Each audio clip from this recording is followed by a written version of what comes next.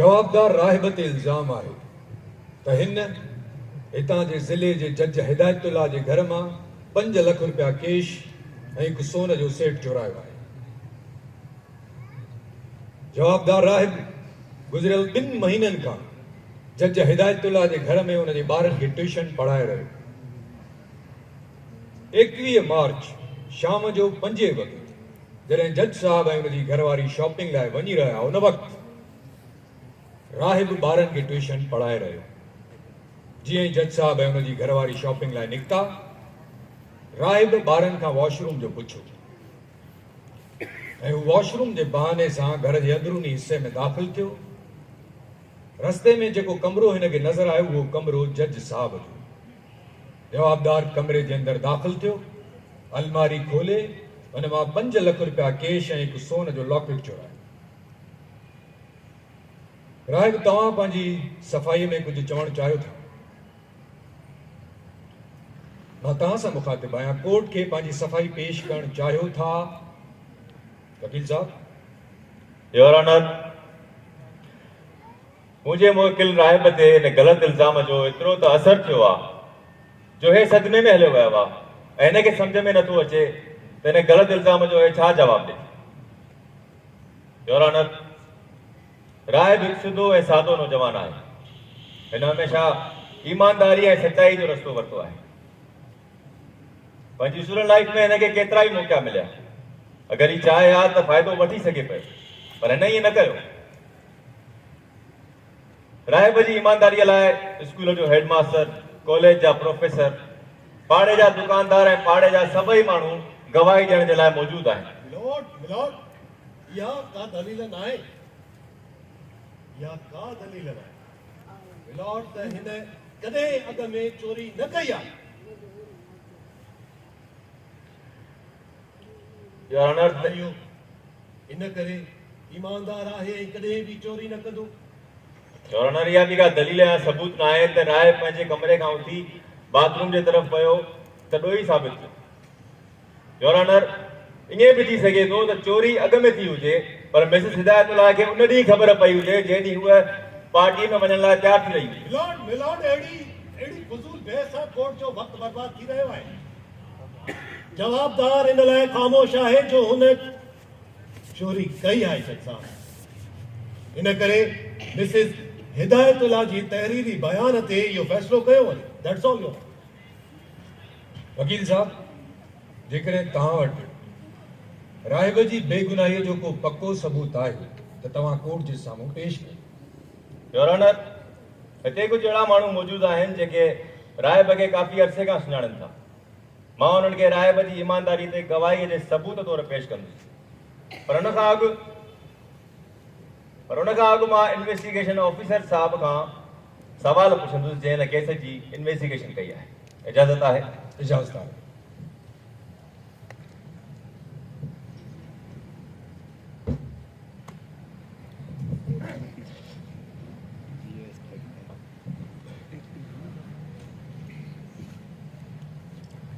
मां हिन मुक़दस किताब ते हथ रखी कसम थो खणा त जेको चवंदुसि सच चवंदुसि, सच खां अलावा कुझु बि न चवंदुसि। ज़फर साहब, तव्हां जज साहब जे घर पहुतो, तव्हां ॾिठो त अलमारी खुली पई आहे, पैसा ऐं ज़ेवर गायब आहिनि ऐं चोर पर्चीअ ते पंहिंजो नालो लिखी रखी वियो आहे त तव्हां हुनखे गिरफ़्तार कयो। न वकील साहब, मां त ईअं बिल्कुलु न चयो आहे। ओ, तव्हां त अञा कुझु चयो ई न। ज़फर साहब, आम तौर ते जीअं तव्हां इन्वेस्टिगेशन कंदा आहियो, चार्जशीट ठाहींदा आहियो, रिपोर्ट तयारु कंदा आहियो त ऑब्जेक्शन जज साहब, वकील सफ़ाई ऊंधा सीधा सवाल करे रहियो आहे। उहे सवाल करे रहियो आहे जेके हिन केस सां लाॻापियल न आहिनि। महिरबानी करे वकील सफ़ाई खे इहो चयो वञे त उहे सवाल करे जेके हिन केस सां लाॻापियल आहिनि। योर ऑनर, मां उहे सवाल थो पुछां। ज़फर साहब, छा तव्हां उहे ई इन्वेस्टिगेशन कई जीअं आम माण्हू जे केस में इन्वेस्टिगेशन कंदा आहियो? जी बिल्कुलु, तव्हां ईअं ई सम्झो। त पोइ तव्हां जज साहब खां बि इन्वेस्टिगेशन रिपोर्ट लाइ कुझु ऑब्जेक्शन जज साहब, वकील सफ़ाई केस खां हटी करे सवाल करे रहियो आहे। महिरबानी करे तव्हां हिनखे सम्झायो, ईअं त कोर्ट जो वक़्तु बर्बाद थींदो। वकील साहब तव्हां उहो ई सुवाल कयो त की हिन केस सां लाॻापियल आहे ऐं हा कोर्ट ऐं गाहुनि जे उहिदे जो ख़्यालु रखियो वञे। Sorry your honour. Continue. Zafar साहब इहो ॿुधायो त तव्हांखे चोरीअ जी ख़बर कॾहिं पई? 22 मार्च ते सुबुह जो। 22 मार्च ते, पर मिसिस हिदायत लाइ त पंहिंजे तहरीर बयान में 21 मार्च लिखियो आहे। हा, चोरी त 21 मार्च ते थी हुई, पर उन ॾींहुं मिसिस हिदायतुल्लाह पार्टी में वियल हुआ ऐं उन्हनि खे लेट थी वियो, इन करे FIR 22 ते दर्ज थियल आहे। ज़फर साहब, छा ईअं नथो थी सघे त मिसिस हिदायतुल्लाह पार्टीअ में उहो लॉकेट पाए वई हुजे ऐं उते ई काथे किराए छॾियो हुजे? न न न, ईअं बिल्कुलु न आहे, छो त मां मिसिस हिदायतुल्लाह खां पुछियो त तव्हां उहो लॉकेट आख़िरी दफ़ो किथे ऐं कॾहिं पहिरियों? उन्हनि चयो त 15 ॾींहं अॻु उहो लॉकेट पहिरियो वियो हो ऐं उन ई ॾींहुं वापसि अलमारी में रखियो वियो हो। पार्टीअ में वञण करे उन्हनि खे लॉकेट न मिलियो ऐं उन्हनि चैन पाती। हिन करे मिलावट इहो सवाल ई पैदा नथो थी सघे त लॉकेट पार्टी में गुम थियो आहे। ज़फर साहब, छा तव्हां पाण अलमारीअ ऐं कमरे जो जाइज़ो वरितो? जी बिल्कुलु वरितो। तव्हांखे छा मिलियो? छा मिलंदो वकील साहब, जेको मिसिस हिदायतुल्लाह ॿुधायो उहो ई नोट कयो। नोट कयो? मतिलब तव्हां पंहिंजी अखियुनि सां कुझु न ॾिठो? छा ॾिसां मां पंहिंजी अखियुनि सां? तव्हांजो मतिलबु छा आहे? मुंहिंजो मतिलबु आहे त जेको ट्यूटर वारो कमरो आहे ऐं मिसिस हिदायतुल्लाह वारो कमरो आहे ऐं जेको बाथरूम जो रस्तो आहे उहो कीअं आहे? अच्छा ईअं चओ न, मां उनखे गौर सां ॾिठो हो। बाथरूम ऐं ट्यूशन वारे कमरे जे विच में मिसिस हिदायतुल्लाह जो कमरो आहे। त पोइ तव्हां गौर कयो त अलमारी जो तालो टुटल आहे या ॿी का चाबी इस्तेमालु कई वई आहे? मूंखे पहिरियां इहो ई अंदाज़ो हुयो त ॿी का चाबी इस्तेमालु कई वई आहे, पर बाद में मिसिस हिदायतुल्लाह पाण ॿुधायो त उन्हनि ग़लतीअ में चाबी अलमारी में विसारे छॾी हुई ऐं हू पाण शॉपिंग ते विया हलिया। योर ऑनर, पोइ त इहो मौक़ो नौकरनि खे बि मिली सघे पियो। प्लीज़ नोट कयो वञे। मिलॉर्ड, मां उन घर जे सभिनी मुलाज़मनि खां बयान वरितो हुयो। बयान वरितो? ज़फर साहब, छा तव्हां आम माण्हुनि जे केस में बि सिर्फ़ु बयान वठंदा आहियो या डंडो वग़ैरह इस्तेमालु कंदा आहियो? डंडे जी त ज़रूरत ई न पई, छो त मिसिस हिदायतुल्लाह खे पंहिंजे नौकरनि ते भरोसो हुयो ऐं उन्हनि को बि शक ज़ाहिर न कयो। त पोइ तव्हांखे पक थी वई त चोर राहिब आहे? न न न न, मां इन नतीजे ते पहुचण लाइ राहिब जे घर वयुसि ऐं हू न मिलियो, पर उन खां पहिरियों मां ॿारनि खां पुछा ॻाछा कई ऐं इन नतीजे ते पुगुसि त जेकॾहिं नौकर चोर न आहिनि त पोइ पक राहिब चोर आहे। योर ऑनर, प्लीज़ नोट कयो वञे। ज़फर साहब चयो त जेकॾहिं चोर नौकर न आहिनि त चोर राहिब आहे। इन जो मक़सदु इहो आहे त चोर कहिड़ा कुझु ख़बर न आहे, सिर्फ़ु अंदाज़ो लॻायो थो वञे त चोर राहिब आहे। ज़फर साहब इहो ॿुधायो, जंहिं शक जे बिना ते तव्हां राहिब खे गिरफ़्तार कयो आहे उन ई शक जे बिना ते तव्हां नौकरनि खे बि गिरफ़्तार करे सघो पिया, पर तव्हां ग़रीब राहिब खे गिरफ़्तार कयो जेको अॻ में अंदरि वियो ई न हुयो कॾहिं। मिलॉर्ड, मां बयान वठण खां पोइ राहिब जे घर वयुसि, पर हू घर में मौजूदु न हुयो। त घर मां छा ख़बर पई? घर मां ख़बर पई त हू सुबुह खां ॿाहिरि निकितल आहे। पोइ मां घर जी तलाशी वरिती। घर जी तलाशी बग़ैर वारंट जे? अच्छा इहो ॿुधायो त छा मिलियो तव्हांखे? घर मां कुझु न मिलियो। मुंहिंजो मतिलबु आहे त क़ाबिल एतिरा सामान कुझु बि न मिलियो? बिल्कुलु न। पोइ छा कयो तव्हां? पोइ मां शहर जे सभिनी सुनारनि ते जांच पड़ताल कई, पर उते बि कुझु न मिलियो, का ख़बर न पई। पोइ उन खां पोइ मूंखे इहो शक थियो त सामान इन राहिब वटि ई हूंदो, इन करे मां उन जे घर जे ॿाहिरां कुझु सिपाही तैनात कया त जीअं हू अचे त उनखे गिरफ़्तार करे सघिजे। मतिलबु तव्हांखे यकीन हुयो त राहिब जज साहब जे घर में चोरी करे चोरी जो सामान घर खणी ईंदो ऐं पाण बि घर में रहंदो। योर ऑनर, जेकॾहिं राहिब चोर हुजे हा त हू कॾहिं बि चोरी जो सामान घर न खणी अचे हा, हू हुन ॾे घर ई न अचे हा, हू घर में रही करे, शहर में रही करे पंहिंजे में रिस्क छो खणे हा? हो मंझंदि जो पंहिंजा कमकार करे शाम जो घर मोटियो बिना कंहिं ख़ौफ़ जे। हिनखे कहिड़ी ख़बर हुई त अॼु हुन ते चोरी जो इल्ज़ाम लॻंदो जॾहिं त हिन चोरी कई न आहे। Your honour, that's all your honour, मां ज़फर साहब खां ॿियो कुझु न पुछंदुसि। लॉर्ड, योर ऑनर, हाणे मां राहिब जी ईमानदारीअ ते गवाही ॾियण जे लाइ कुझु गवाह पेश करणु चाहींदुसि। इजाज़त आहे? मुंहिंजो पहिरियों गवाह आहे राहिब जे स्कूल जो हेड मास्टर रहमतुल्लाह साहब।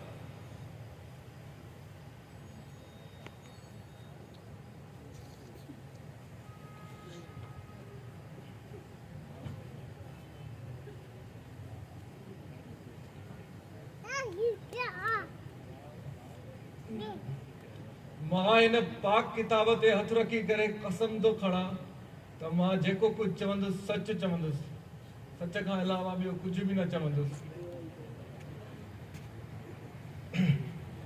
रहमतुल्लाह साहब, रायब जे वालिद साहब जो चवणु आहे त तव्हां उन्हनि सां हमेशह रायब जी ईमानदारी ऐं सचाई जो ज़िक्र कंदा रहंदा आहियो। छा तव्हां कोर्ट सगोरी खे ॿुधाईंदव त इहो केतिरे क़दुरु सच आहे? इहो बिल्कुलु सच आहे जज साहब। मां राहिब खे इन जे करे ई जज साहब वटि ट्यूशन वठाए ॾिनी हुई, छो जो ही हिकु नेक, शरीफ़ ऐं बेहद ईमानदार छोकिरो आहे। ईमानदार आहे इहो तव्हां कहिड़े बुनियाद ते था चओ? छो जो स्कूल जा सभई ॿार पंहिंजो सामान ऐं पंहिंजा पैसा अक्सर हिन वटि अमानत तौरु रखाईंदा हुया ऐं जज साहब कॾहिं बि का शिकायत कान आई।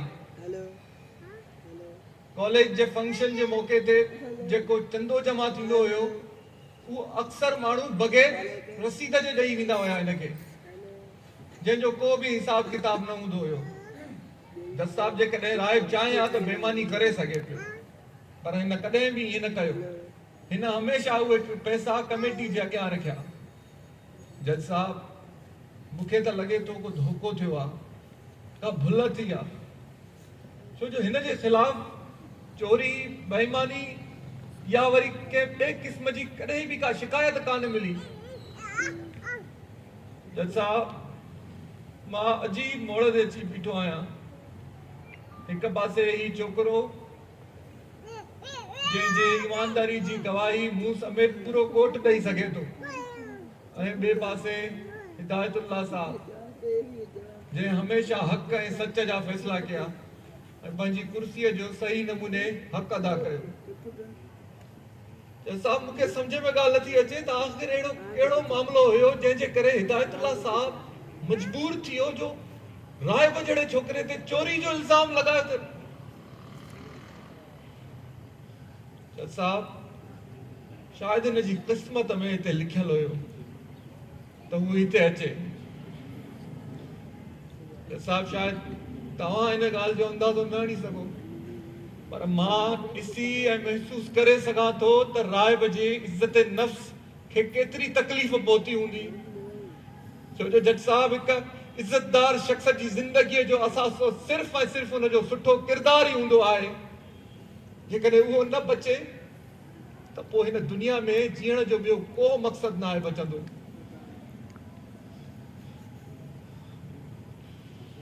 महिरबानी रहमतुल्लाह साहब। वकील साहब, तव्हां गवाह खां कुझु पुछंदा? नो क्वेश्चन।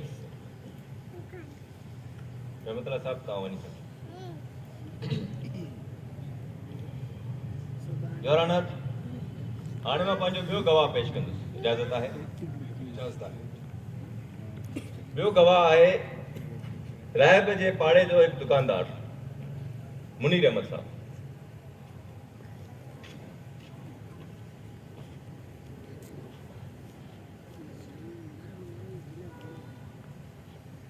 मां इन मुक़दस किताब ते हथ रखी कसम थो खणा, जेको बि ॻाल्हाईंदुसि सच ॻाल्हाईंदुसि, सच खां सवाइ ॿियो कुझु न ॻाल्हाईंदुसि। मुनीर अहमद साहब, मां ॿुधो आहे त तव्हां जॾहिं अक्सर ॿाहिरि वेंदा हुयो त पंहिंजो दुकानु राहिब जे हवाले कंदा हुयो, छा इहो सच आहे? जी हा, बिल्कुलु सच आहे।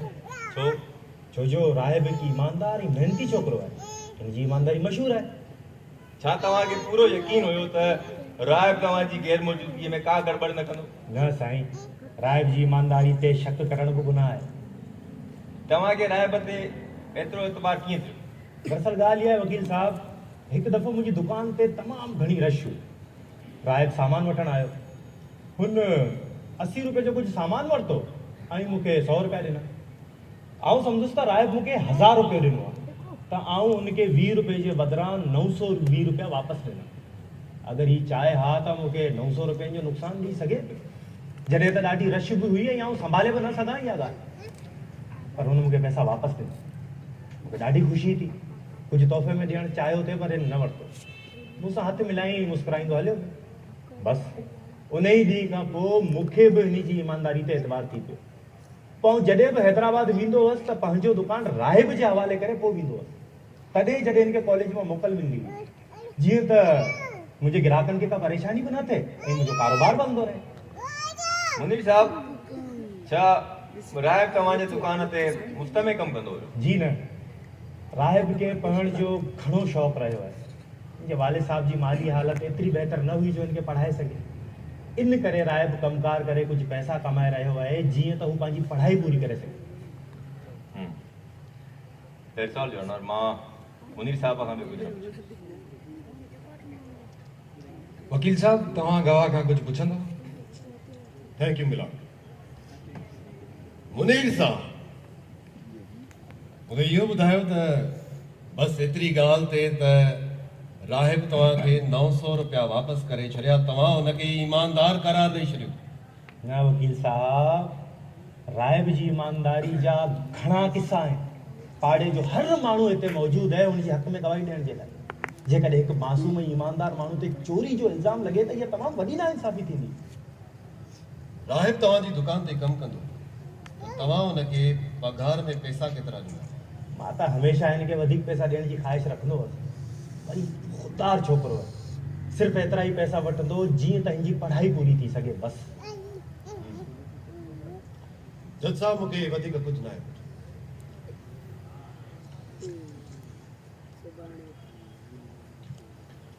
वकील साहब, तव्हां को ॿियो गवाह पेश करणु चाहियो था? योर ऑनर, राहिब जी ईमानदारी ते गवाही ॾियण जे लाइ त पाड़े जा सभई माण्हू मौजूदु आहिनि, पर मां कोर्ट सगूरी खे इहो अर्ज़ु कंदुसि त इन्हनि ॿिनि गवाहनि जे बयान ते राहिब खे आज़ादु कयो वञे, छो जो चोरीअ जो को ऐनी शाहिद कोन्हे ऐं माल बि बरामद न थियो आहे। मिसिस हिदायतुल्लाह जे तहरीरी बयान सां बि इहो साबित नथो थिए त चोरी कॾहिं ऐं कहिड़े वक़्तु थी आहे। मिसिस हिदायतुल्लाह जो बयानु आहे त अलमारीअ में 15 लख नक़द ऐं केतिरो ई सोन मौजूदु हुयो, त पोइ चोर सिर्फ़ु 5 लख नक़द ऐं हिकिड़ो सोन जो सेट छो चुरायो? इन मां साफ़ ज़ाहिर आहे त चोर घर जो को नौकर आहे जेको वक़्तनि फ़वक़्तनि चोरी कंदो रहंदो हूंदो। योर ऑनर, सिर्फ़ु शक जे बुनियाद ते इहो चवणु त राहिब चोर आहे, इहो इल्ज़ाम बेबुनियाद आहे। राहिब बेदोही आहे जज साहब। That's all.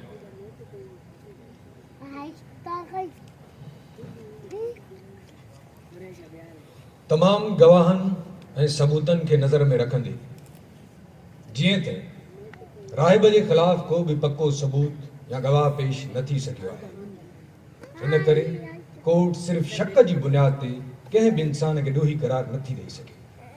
इन करे हीअ अदालत जवाबदार राहिब खे बाइज़त फ़ैसिलो ॿुधाइण खां पहिरियां मुंहिंजो बयानु ॿुधो। तव्हां छा था चवणु चाहियो? जज साहब, मुंहिंजे बुज़ुर्ग हेडमास्टर साहब जेको बयानु ॾिनो आहे उहो बिल्कुलु सच आहे त मां हिकु ईमानदार शख़्स आहियां। मुंहिंजो ज़मीर आईने जीअं साफ़ ऐं शफ़ाफ़ आहे। मुंहिंजो पुराणो दोस्त मुनीर जेको मूंखे कंहिं सुठे उहिदे ते ॾिसण थो चाहे, उनजो बयान भी सच आहे त मां हिकु ईमानदार शख़्स आहियां। मुंहिंजे दिलि में का बि लालच न आहे।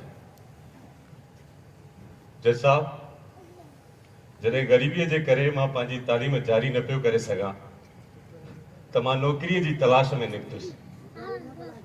इत्तेफ़ाक़ सां हिकु जॻह ते इंटरव्यू ॾिनमि, सिलेक्शन बि थी वई, पर अपॉइंटमेंट लेटर न पियो मिले जज साहब, छो त रिश्वत में ॾियण जे लाइ मूं वटि 10 लख रुपया न हुआ। 10 लख रुपया जज साहब। जॾहिं रिश्वत खां बग़ैर अपॉइंटमेंट लेटर मिलणु नामुमकिन थी वियो त मां पंहिंजे आला अफ़सर ॾांहुं वियुसि। मां उन्हनि खे चयुमि त साईं, मां ग़रीब माण्हू आहियां साईं, मां 10 लख रुपया किथां आणींदुसि? हू वॾो रहमदिल इंसान हो। उन्हनि मुंहिंजी ॻाल्हि वॾे गौर सां ॿुधी ऐं मूं ते रहम खाई करे चयाऊं, तूं 10 लख छॾ, 5 लख जमा कराए। 5 लख मां किथां आणियां जज साहब? मां मायूस थी वापसि मोटी रहियोसि त मुंहिंजे ज़हन में ख़्यालु आयो त हिन कानून ठाहिण वारनि ऐं इंतिज़ामिया जे चहिरे ते पातल नक़ाब खे लाहिणो आहे। मां कराचीअ मां पंहिंजे शहर मोटी आयुसि ऐं हेडमास्टर साहब जी मदद सां ट्यूशन जी तलाश शुरू कई। हेडमास्टर साहब हमेशा जी मुझी मदद कई है, जज साहब वट ट्यूशन ते लॻायो, पर ट्यूशन त बहानो हो, मुखे जज साहब वटां ई चोरी करणी। पर जज साहब वटां ई छो? ॿुधायां तो जज साहब, हा त मां उते ट्यूशन पढ़ाए रहियो हुयुसि, पर मुंहिंजे ज़हन में चोरीअ जो प्लान ठही रहियो हो। मां 21 मार्च खां पहिरियां कॾहिं बि जज साहब जी कोठीअ में अंदरि न वियो हुयुसि। मां ॿाहिरि वेही अंदाज़ो लॻाइण लॻुसि त कहिड़ो कमरो कंहिंजो आहे, केरु काॾे थो वञे। इन अरसे में मूंखे इहा ख़बर पई त ट्यूशन जे भरिसां वारो कमरो जज साहब जी घरवारी जो आहे, छो जो अक्सर उन्हनि जो आवाज़ उन कमरे मां ईंदो हुयो ऐं अलमारी खुलण ऐं पैसनि जे बारे में ॻाल्हियूं ॿुधण में ईंदियूं। जॾहिं मुंहिंजो अंदाज़ो पको थी वियो त मां मौक़े जी तलाश में रहण लॻुसि ऐं उहो ॾींहुं बि अची वियो। जज साहब उन ॾींहुं जज साहब खे पंहिंजी घरवारीअ सां गॾु कंहिं पार्टीअ में वञिणो हो, पार्टी अहम हुई, गिफ्ट बि ॾियणो हो। इन जे करे जज साहब जी घरवारी शाम जो कोर्ट हली वई त उतां साहब सां गॾु मार्केट वञी गिफ्ट ख़रीद करे पोइ घर वापसि ईंदी। मां इन मौक़े खे गनीमत सम्झो। नौकर चाकर पंहिंजनि कमनि में मसरूफ़ हुया। मां ॿारनि खां वॉशरूम जो पुछो, उन्हनि मूंखे अंदरे वॉशरूम जो ॿुधायो। मां अंदरि वियुसि, पर उन वॉशरूम में न, उन कमरे में जिथे अलमारी हुई, अलमारीअ में चाबी लॻल हुई। मां दरवाज़ो खोलियो, अंदरि खोड़ पैसा पिया, पर मां सिर्फ़ु 5,000 जी हिकु दस्ती खणी पंहिंजी पैंट जे खीसे में विझी करे, पर जज साहब उते सोन बि पियो, मां उतां हिकु लॉकेट खणी करे पंहिंजी पैंट जे खीसे में विधो ऐं ॿाहिरि वापसि अची आयुसि। उन कमरे में आयुसि जंहिं कमरे में मां ट्यूशन पियो पढ़ायां ऐं मुक़ररु वक़्त ताईं ट्यूशन पढ़ाए करे मां पंहिंजे घर मोटी आयुसि। जज साहब, मुजरिम पंहिंजे ॾोह जो इक़रार करे छॾियो आहे, जल्द फ़ैसिलो ॿुधायो वञे। नक़द सामान पैसा उहे किथे आहिनि? जज साहब, जीअं त मां तव्हांखे ॿुधायो त मूंखे रिश्वत में ॾियण जे लाइ 5 लख जी ज़रूरत हुई। उहे पैसा खणी मां पंहिंजे आला अफ़सर जे ऑफिस वियुसि ऐं उन्हनि जी ख़िदमत में पेश कयमि त साईं, मां पैसा खणी आयो आहियां, क़बूल कयो। उन्हनि मुंहिंजा पैसा क़बूल कया। उन ई वक़्तु स्टेनो खे चयूं, मुंहिंजो अपॉइंटमेंट लेटर तयारु थी वियो। ऐं हू लॉकेट? उहो लॉकेट बि मां पंहिंजे आला अफ़सर जी ख़िदमत में पेश कयो त साईं, ही मैडम साहिबा जे लाइ गिफ्ट आहे। तव्हां मूं ते महिरबानी कई, 10 लख जे बदिरां 5 लख वरिता। बसि हिकिड़ी महिरबानी इहा कयो त कंहिं अहिड़ी जॻह ते नौकिरी लॻायो जो आमदनी सुठी थिए। उहो लॉकेट मां चोरायो ई न करे जज साहब, त असुल चोर पधरा थियनि। जज साहब, मां चोर आहियां, पर मां हिकु ईमानदार चोर आहियां। असां मां केतिरा ई नौजवान आहिनि जज साहब, जेके क़ाबिल आहिनि, उन्हनि खे रिश्वत जे लाइ नौकिरी नथी मिले, छो जो पैसा न आहिनि न रिश्वत जे लाइ। जज साहब, जेको नौजवान पंहिंजे पीउ माउ जो अकेलो सहारो हुजे ऐं रिश्वत जे लाइ पैसा न हुजनि त छा कंदो? यकीनन चोरी कंदो। जेकॾहिं जज साहब, जेकॾहिं अहिड़ी हालत थी वई त खून बि कंदो। जेकॾहिं न करे सघियो न, त पंहिंजे वजूद खे ख़तम करण जे लाइ ख़ुदकुशी कंदो। उहो लॉकेट मां इन करे चुरायो जज साहब, छो त मुंहिंजो आला अफ़सर जज साहब जो नंढो भाउ आहे। मां लॉकेट इन करे चुरायो जज साहब त हू मुंहिंजे बदिरां हिन कटोरे में अचे बीहे, मुल्क जे कानून खे ख़बर पवे त असुल चोर कहिड़ा आहिनि। हा जज साहब, मां ॾोही आहियां, मां ॾोही आहियां जज साहब।